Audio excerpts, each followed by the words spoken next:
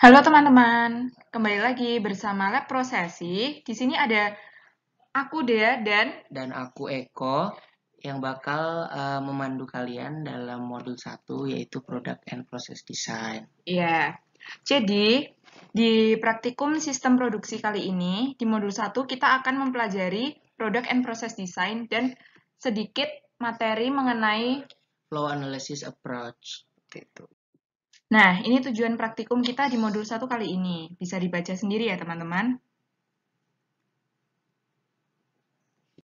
Untuk materinya ada 6. Yang pertama bill of material, yang kedua part list, ketiga assembly chart, keempat operation process chart, kelima root sheet, keenam flow analysis approach.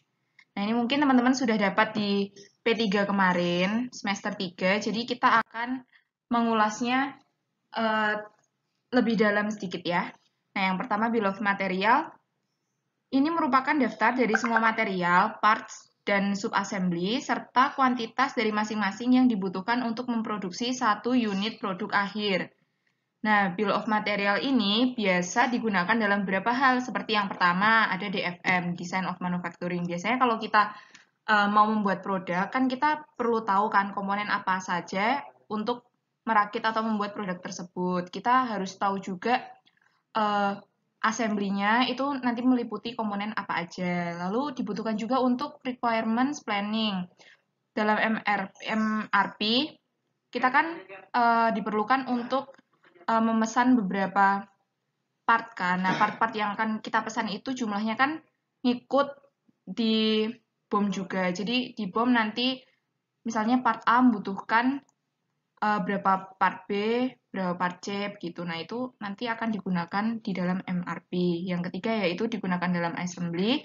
Misalnya mana yang harus di-assembly lebih dulu dan kapan. Contohnya bisa assembly part A ketika komponen ini atau komponen itu sudah tersedia kayak gitu.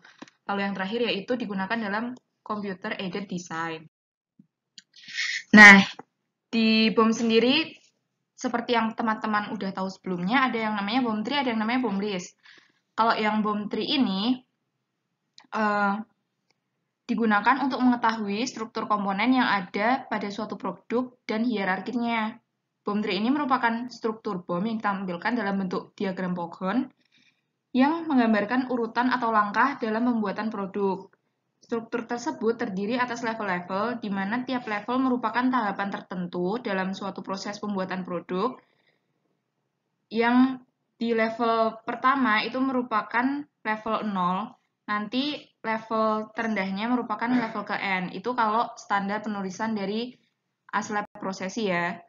Nah, BOM tree ini digunakan untuk mengetahui struktur komponen yang ada pada suatu produk dan juga hierarkinya. Nah, jadi kalau teman-teman lihat di sini nggak usah bingung, kok ini beda-beda. Yang di sini part number-nya 1.1, sini 1.1, yang ini 1.2, terus di bawahnya 1.22, terus di sini beda lagi, dimulainya dari assembly 3, terus ini ribuan. Nah, kalau kami pakainya yang ini aja ya, teman-teman bisa ngikut yang ini. Nomor partnya ada di paling atas, lalu ini nama partnya, kemudian yang paling bawah ini merupakan jumlahnya. Jadi satu sepeda terbaik, ini terbaik tuh terbaik ya teman-teman. Satu sepeda terbaik itu meliputi terdiri dari part ini, dan ini. Suara siapa ya? Nah, jadi, angka 1000 ini dapatnya dari mana? Dari levelnya. Di sini kan kita ada 3 level, dimulai dari level 0. Berarti 0-nya ada 3. Gitu. Lalu bawahnya ngikutin 1100, 1200, 1300, dan seterusnya. Nah, lanjut. Yang ini BOM list. BOM list itu merupakan struktur BOM yang menampilkan daftar seluruh item yang dibutuhkan untuk membangun produk akhir. BOM ini digunakan untuk menentukan komponen yang dibutuhkan untuk pengadaan dan keputusan produksinya. Nah, di sini bedanya dengan BOM yang tadi, dia menampilkan informasi make or buy. Kapan kita make or buy? Kalau make itu untuk part-part yang emang kita bikin atau kita rancang sendiri, sedangkan buy yang murni beli. Jadi misalkan kalau pipe plug ini buy, ya berarti pipe plugnya kita buy. Tapi kalau airflow regulatornya, ini kan tadi itu make ya tulisannya, berarti ini bisa antara kita bikin atau kita assembly gitu. Jadi kalau yang assembly, part-part yang assembly itu berarti make. Di sini juga ada part number-nya sama. Terus ini levelnya juga dicantumin, jangan lupa. Dan yang paling penting adalah kepala bagan. Jadi kepala bagan ini penting banget ya teman-teman, nggak boleh di skip. Tuh. Terus bom itu memiliki kegunaan diantaranya untuk memberikan rincian mengenai komponen apa aja yang dibutuhkan untuk menghasilkan suatu produk. Terus bisa juga dipakai untuk mengetahui jumlah item penyusun suatu produk akhir. Dan juga menentukan komponen-komponen mana aja yang harus dibuat maupun dibeli. Nah, ini juga salah satu contoh bill of materialis, masih sama, ada kepala bagannya.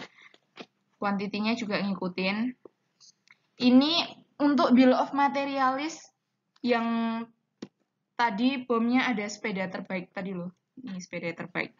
Bisa dilihat nanti dicocokkan. Nah, ini hal-hal yang perlu diperhatikan dalam pembuatan bill of material. Yang pertama, tentunya kita harus menentukan penomoran kode partnya. Kayak tadi yang kita udah sampein kalau masing-masing perusahaan memiliki standarnya masing-masing. Jadi, kita harus nentuin sendiri penomorannya mau kayak gimana. Terus kita harus memahami struktur produk dan level sebelum dibentuk. Jadi kita harus tahu mana yang di-assembly terlebih dahulu dan part-part mana yang menjadi part-part terakhir gitu misalkan. Lalu pahami juga proses yang terdapat dalam komponen, seperti oh ini harus di welding, ini harus di painting, harus di machining. Lalu tentukan komponen tersebut akan dibeli atau dibuat. Dan yang terakhir, lakukan pengecekan, serta pastikan bomnya sudah benar. Terus yang kedua ada yang namanya part list. Part list sendiri adalah daftar yang berisi komponen atau part yang digunakan untuk membuat produk tertentu. Nah, jadi kalau bedanya BOM list sama part list sendiri, kalau BOM list itu semuanya dituliskan dalam bagannya tadi. Jadi yang hasil assembly juga dituliskan. Tapi kalau di part list itu merupakan list dari BOM dengan hierarki yang terbawah. Nah, oke, di sini adalah contohnya part list dari produk airflow regulator. Di sini kita hanya menyantumkan list-list dengan hierarki terbawah. Misalnya adalah pipe plug, body, gitu. Disertai dengan part nomornya jangan lupa. Terus drawing nomornya ini juga tergantung dari gambar teknik yang dibuat. Kuantitas per unitnya itu dibutuhkan berapa jumlahnya. Dengan material apa itu juga kita state ya. Misalnya steel, aluminium, dan yang lainnya. Ukurannya juga jangan lupa, dan make or buy ini juga bisa kita tentukan itu. Terus kita lanjut. Di sini kan misalnya kita ingin membuat sepeda terbaik ya, seperti yang tadi jelasin sama dia. Berarti ini yang di hierarki terbawah itu ada transmission, terus ada juga frame body, ada fork body, fastener gitu. Nah, kita cross check nih ke part listnya. Bisa transmission ya, transmission. Nah, di sini ada kan transmission, frame body, fork body dengan part nomor juga dan juga quantity yang dibutuhkan per unit. Jadi seperti itu perbedaan part list dan bulk list itu. Begitu ya. Selanjutnya kita masuk ke assembly chart. AC atau peta rakitan merupakan deskripsi grafis urutan aliran komponen dari tiap komponen ke subassembly hingga menjadi rakitan produk keseluruhan. Dari definisi tersebut, AC ini menunjukkan hubungan antara komponen yang akan dirakit menjadi produk akhir. Nah, ini disimbolkan oleh lingkaran dan juga kotak. Untuk kotaknya, ini akan menunjukkan proses inspeksi, sedangkan lingkarannya menunjukkan proses berupa assembly atau subassembly. Dan untuk di lingkaran paling kiri, untuk di lingkaran ini menunjukkan nomor partnya yang telah disesuaikan dari BOM list yang atau BOM tree yang awalnya kita buat. Nah, jadi setelah ini part-part ini di assembly, karena assembly-nya ada beberapa kali, kita pakai dulu subassembly 1, kemudian baru di assembly menggunakan bodinya. Jadi ini kita pakai nomor SA1, SA2 gitu ya, walaupun nanti SA2-nya juga belum tentu ada, karena penomoran ini digunakan karena yang di assembly itu nggak cuma satu, mungkin nggak cuma satu. Nah, kemudian ini salah satu contoh dari assembly chart yang lain. Dapat kita lihat dari contoh ini dan sebelumnya, strukturnya masih sama ya. Jadi, untuk struktur maupun tata cara penulisannya kira-kira sama seperti itu. Selanjutnya ada Operation Process Chart. OPC merupakan suatu diagram atau peta kerja yang menggambarkan langkah-langkah operasi dan inspeksi yang akan dialami oleh material dan komponen beserta urutannya, dari awal hingga menjadi produk akhir. Nah, OPC ini intinya menggambarkan langkah-langkah proses pengerjaan material dari bahan baku hingga menjadi produk akhir. Terus, kunci untuk membuat OPC itu dimulai dari sisi kanan bagian atas dengan komponen yang termasuk dalam operasi perakitan pertama.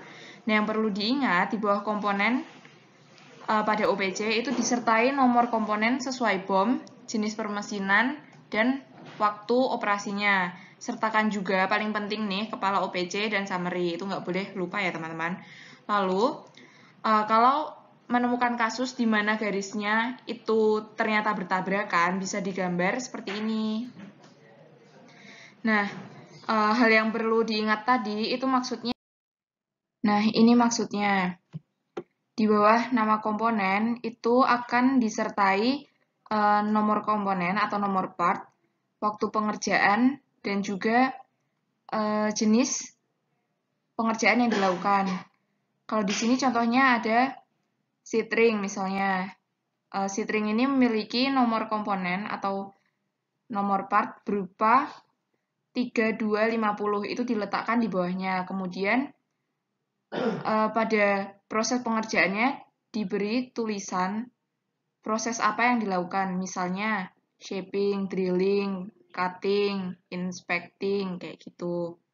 Nah, seperti yang dibilang sebelumnya, seperti BOM tree, lalu ada part list, terus di sini ada juga OPC, itu masing-masing perusahaan kan punya standarnya sendiri ya. Kalau di sini kita lihat belum ada summary sama waktu pengerjaannya yang seharusnya dituliskan. Nah, di sini kita bisa lihat di contoh yang lain. Mungkin nanti teman-teman bisa zoom sendiri gambarnya. Ini sudah dilengkapi dengan tulisan berupa waktu pengerjaan di bagian kiri dari proses yang dilakukan. Nah, di sini nanti teman-teman bisa tuliskan nama partnya yang akan dibuat, misalnya saddle, itu nomor part 1400-nya bisa dituliskan di bawah. Lalu untuk seat dan U-saddle yang masuk ke dalam garis, itu artinya dua komponen tadi dimasukkan untuk dilakukan pemrosesan di 09. Ini maksudnya bukan 09 sih, tapi O9, operasi ke-9. Nah, seperti yang disebutkan sebelumnya juga, itu pengerjaannya atau pembuatan OPC-nya itu dimulai dari kanan atas. Dari frame ini dimulai operasi pada operasi pertama, lalu operasi kedua, ketiga, lalu sebelum akhirnya diinstal menjadi handlebar, menjadi frame, itu operasinya dilanjutkan ke pembuatan handlebar terlebih dahulu di operasi keempat. Nanti baru setelah diinspeksi masuk ke operasi ke-8. Nanti lanjut lagi dari saddle baru dimasukin assembly jadi operasi ke-16 begitu. Seterusnya sampai akhirnya diinspeksi yang terakhir kali. Jadi jangan lupa untuk teman-teman pertama menuliskan kepala bagiannya, lalu penomorannya. Jadi setelah tulisan part nanti dimasukkan juga nomor partnya. Kemudian jangan lupa ada time-nya atau waktu pengerjaannya, lalu penomoran inspeksi dan operasinya, dan yang terakhir yang paling penting itu summary-nya juga disertakan. Nah, dalam summary ini dibagi menjadi operasi dan inspeksi. Nanti operasinya kita hitung sampai operasi keberapa. Inspeksinya juga begitu, dan juga untuk time-nya bisa kita totalkan. Seperti itu. Lalu kemudian ada root sheet. Nah, jadi yang kelima itu ada root sheet. Root sheet sendiri merupakan lembar yang berisi daftar operasi yang diperlukan untuk menyelesaikan suatu komponen. Jadi, nanti di tiap komponen yang berbeda dalam suatu produk punya root sheet-nya sendiri-sendiri, begitu. Nah, kalau dari contohnya sendiri, root sheet dari produksi airflow regulator tapi hanya berfokus ke part nomor 3254 atau dengan nama plunger housing. Nah, di sini itu untuk membuat plunger housing urutan operasinya itu dimulai dari 0104, kemudian 0204 sampai dengan sub assembly 1. Nah, di sini dijelaskan juga operation description-nya itu ada apa aja. Misalnya yang di operation pertama itu ada shaping, drilling, sama cut off. Nah, terus di state juga mesin type-nya itu yang digunakan tuh ada apa aja gitu. Serta toolingnya itu dia juga pakai apa aja itu dijelasin ya. Nah, di sini departemen itu departemen misalnya di sini ada departemen shaping itu juga ditulis apabila diketahui. Untuk waktunya juga waktu setup time itu berapa jam, operation time itu berapa jam, itu di state juga di sini untuk mempermudah analisis nanti. Dan juga material atau part description. Misalnya yang diproses tuh material aluminium dengan diameter 12 feet seperti itu. Jadi tiap komponen itu tiap satu komponen itu punya satu route sheet-nya masing-masing seperti itu. Dan untuk mengetahui komponennya itu ada apa aja, tadi bisa dilihat dari OPC gitu. Nah, yang terakhir itu ada yang namanya flow analysis approach. Sesuai dengan namanya sendiri, flow analysis approach adalah suatu pendekatan yang digunakan untuk menganalisis aliran dari material. Nah, yang dianalisis ini dari barang mentah menjadi barang jadi. Untuk fungsinya tersendiri ini diperlukan untuk pembuatan layout. Jadi yang layout yang akan dibuat nanti bisa sesuai dengan proses dan aliran material sehingga utilisasi dari space-nya akan tinggi dan juga untuk mengurangi adanya waste seperti itu. Nah, yang pertama itu ada flow process chart. Jadi ini 4 metode ya nanti ya. Yang pertama flow process chart. Flow process chart adalah bagan yang menginformasikan aliran suatu material mulai dari proses part diterima hingga keluar. Di sini ada beberapa simbol yang digunakan di flow process chart. Yang pertama adalah simbol operation. Ini mengartikan bahwa operasi tersebut gitu. Yang kedua ada transport, yang ketiga ada delay, 4 storage dan inspeksi. Kalau untuk penjelasannya itu sendiri operasi itu ya untuk operasinya misalnya ada shaping yang tadi, drilling gitu. Kalau transport ini untuk perpindahan dari departemen satu ke departemen lain. Untuk delay ini ya kita waktu tunggu sebelum partnya itu diproses. Dan storage ini digunakan untuk menyimpan barang. Biasanya storage ini berada di akhir dari flow process chart. Dan yang inspeksi ini merupakan inspeksi atau pengecekan dari barang-barangnya untuk menjaga kualitas seperti itu. Nah, ini contohnya adalah flow process chart, palette movement. Jadi ini yang udah propose ya atau yang kita sarankan. Jadi sebelum ini ada juga flow process chart present. Nah, dari presentnya ini tidak kita tampilkan di sini. Misalnya dari load palette, namanya juga load palette itu kayak apa ya, memindahkan paletnya itu bukan memindahkan sih, tapi ya proses load palette sendiri itu maksudnya operation. Itu kita juga state di state-nya apabila ada, terus kita state waktunya bisa dalam menit dan bisa juga dalam jam apabila banyak. Terus man ini merupakan pekerja atau operator yang ada di sini. equipmentnya itu pakai apa, manual atau mungkin pakai forklift yang seperti ini, forklift, dan mungkin juga bisa pakai alat-alat yang lain. Loadnya juga ini yang dipakai itu bisa MT atau kilogram, jadi beratnya itu seberapa.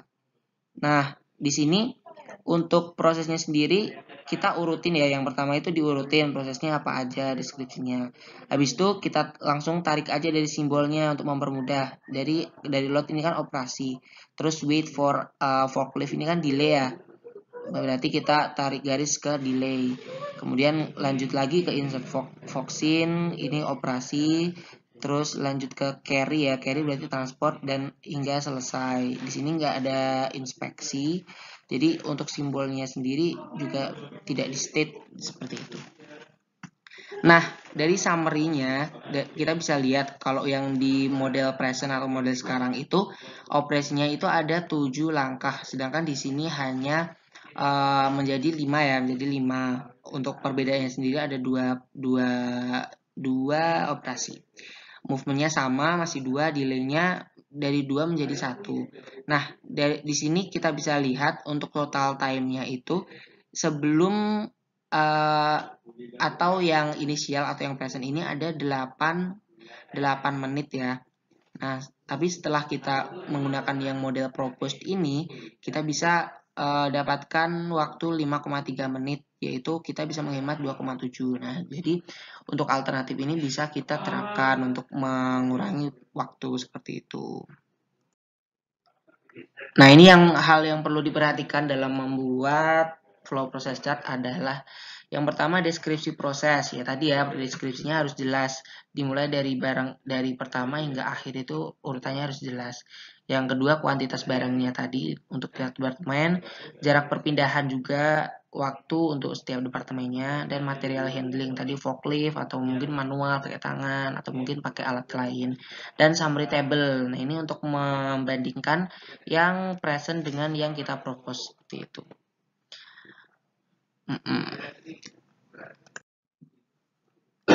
Nah, metode yang kedua itu ada yang namanya metode flow diagram. Flow diagram ini hampir sama ya kayak flow process chart, cuma dia bedanya itu visualisasinya di flow diagram itu langsung dalam bentuk denah seperti ini. Nah, jadi misalnya ini adalah sistem di bank. Misalnya ada orang mau bikin buku tabungan gitu. Nah, ini kita bisa langsung proses yang pertama. Proses yang pertama itu dia ke bank tellernya seperti itu. Yang kedua ini pakai simbol transport ya. Berarti dia jalan. Dia jalan menuju ke teller komputer. Di sini ada operasi juga. Terus dia transport lagi. Operasi, transport, delay. Ini delay karena dia menunggu ya. Menunggu cash counternya delay. Terus ada juga transport lagi sampai selesai gitu. Jadi hampir sama. Cuma bedanya untuk visualisasinya aja seperti itu. Yang ketiga itu ada metode multi product process chart. Nah, kalau yang multi ini seperti dengan namanya ya. Jadi ini itu digunakan untuk alur proses apabila terdapat lebih dari satu jenis produk yang dikerjakan secara simultan. Nah, di sini nanti ada bisnis volume dan utilitas alat yang digunakan. Kita langsung ke contohnya aja. Ini contohnya ini ya. Kita mau bikin 5 jenis produk, yaitu tin base item, aluminium printed, aluminium anodized, dan aluminium anodized item piece. Nah, di sini kita bisa lihat untuk tahap pertama itu untuk urutan tahapnya itu bisa dilihat dari penomorannya ya. Ini 1, 2, 3, 4 dan seterusnya. Terus untuk operasi cut to size itu produk A, B, C, dan D itu menggunakan semuanya ini cut to size. Tapi yang di produk D itu bukan yang pertama, tapi untuk proses yang ketiga. Nah, utilisasi mesinnya bisa kita lihat di sini. Kita bisa cantumkan di sini. Untuk yang A itu 18%, yang B 32%, yang C 28%, dan D itu 14% dengan total 92%. Jadi utilisasi dari mesin ini belum 100%, seperti itu. Nah, untuk contoh yang lain sama, ini yang polis itu yang hanya menggunakan dari produk A dengan utilisasi 18%. Ini ada juga yang hingga utilisasinya 100% yaitu print. Jadi semuanya menggunakannya. Jadi utilisasinya bisa sampai yang ke 100% itu. Nah, ini untuk business volume-nya ya. Business volume-nya itu dari produk A itu 18% dari keseluruhan, yang produk B 32%, dengan totalnya ada 100%. Seperti itu. Nah, yang terakhir ada yang namanya from to chart. From to chart ini dia menginfokan flow benda kerja dari workstation 1 ke workstation selanjutnya atau ke workstation lainnya. Nah, chart ini biasanya digunakan dalam bentuk matriks yang berisi data kuantitatif ya. Biasanya itu menggunakan flow atau trips per hari antar departemen perpindahannya gitu. Ini misalnya ya dari departemen 1 ke departemen 2. Itu ada 12 flow atau 12 trips gitu. Dari departemen 2 ke departemen 1 itu ada 21 trips gitu. Nah, nanti ini kita bisa compile, yaitu itu kan tadi merupakan bentuk from to ya. Jadi dari departemen 1 ke departemen 2 itu ada 12, dari departemen 2 ke departemen 1 itu ada 21 gitu. Kita bisa ubah menjadi trips between. Jadi di antara departemen 1 ke 2 itu 33. Ini didapat dari mana? 33 itu didapat dari 12 ditambah dengan 21. Didapatkan 33 seperti itu. Jadi between sama from to itu beda ya teman-teman. Dari hasil ini, dari hasil yang between ini kita bisa juga jadikan half metric seperti ini. Jadi dari departemen 1 ke departemen 2 itu ada 33 trips. Departemen 1 ke departemen 3 ada 7 trips gitu. Kita sesuaikan ya. Itu half matrix. Itu untuk mempermudah visualisasinya juga half matrix. Nah, untuk proses analisis menggunakan from to chart sendiri ada yang namanya agency based objective. Di sini kita bisa lihat XIJ-nya itu, I-nya itu departemen, J-nya itu juga departemen. Misalnya dari departemen 1 ke departemen 2 akan bernilai 1 apabila departemen tersebut adjacent atau berhimpit atau berdekatan. Dan akan bernilai 0 apabila departemen tersebut berjauhan gitu. Nah, ini nanti XIJ-nya dikali dengan F atau frekuensi dari trips setiap departemen.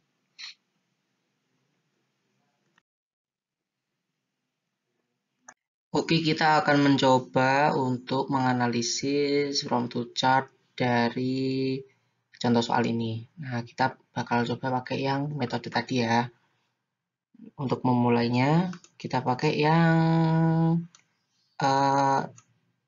alternatif 1. Di sini ada dua alternatif 1 dan 2. Kita mulai dari alternatif 1. Alternatif 1 kan ada hubungan antara R, raw material, dengan S. Nah, mereka kan berdekatan ya. Berarti kan bernilai 1 untuk XIJ-nya. 1 dikali frekuensinya. Frekuensinya ada berapa? RM ke Sol. Oh, ada 13. Berarti 1 dikali 13. Nah, terus kita lihat lagi untuk R ke L. Berdekatan berarti XIJ-nya bernilai 1 juga dikali frekuensinya RM latte. Kita lihat RM latte. Nggak ada ya. RM latte 0. Berarti 0. Dikali 0. Terus kita lihat lagi. RM drill kan. RM ke drill kan otomatis 0 ya. Nggak usah ditulis nggak apa-apa. Karena ini emang otomatis 0. Karena XIJ-nya 0. So drill juga 0. Terus so latte. Belum ada kan? So latte. Di sini bernilai 1 XIJ-nya. Terus kita lihat so latte 5. 5 aja ya. 5 dikali 5. Terus yang terakhir ada latte drill. Latte drill akan bernilai 1 XIJ-nya karena dia adjacent atau berdekatan. 1 dikali frekuensinya latte ke drill 5. Latte ke drill 3. 5 tambah 3, 8. 8. Nah, terus ini nanti kalian tinggal jumlahkan aja hasilnya berapa. Terus ya, ini hasilnya X ya. Nah, lakukan hal yang sama dengan apa namanya? dengan alternatif kedua. Ini misal alternatif satunya kita jumlahkan, berarti dia hasilnya ada 13. 13 ditambah 8, 21 ditambah 5, 26 ya. 26.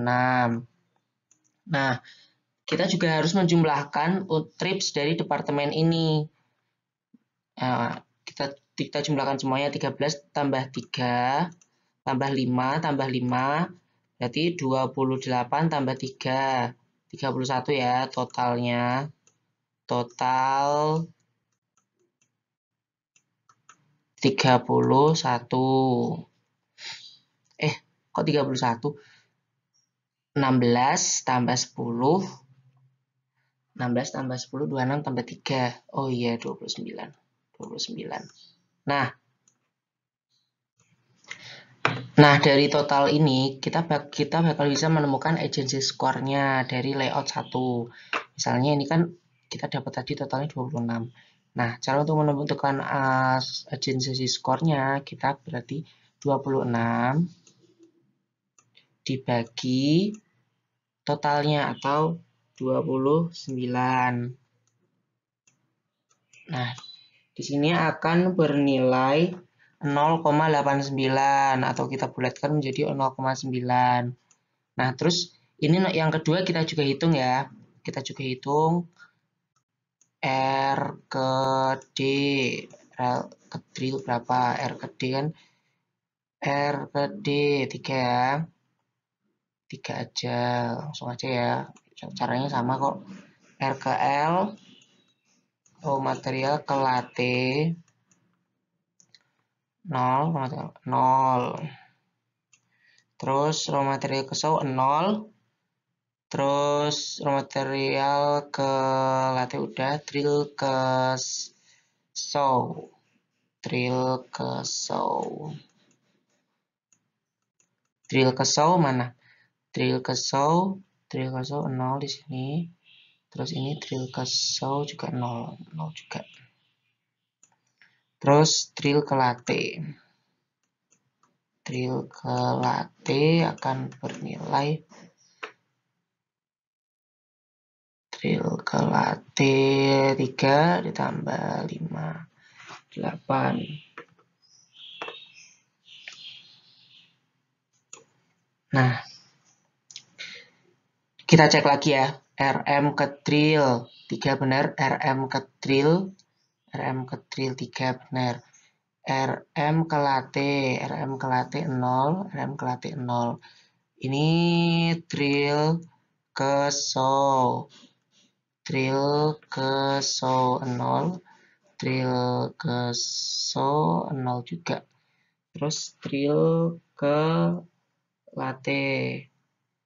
Drill ke latte 8 udah. Oh ya, ini belum ya latte ke saw ya. Latte ke saw. Latte ke saw 1.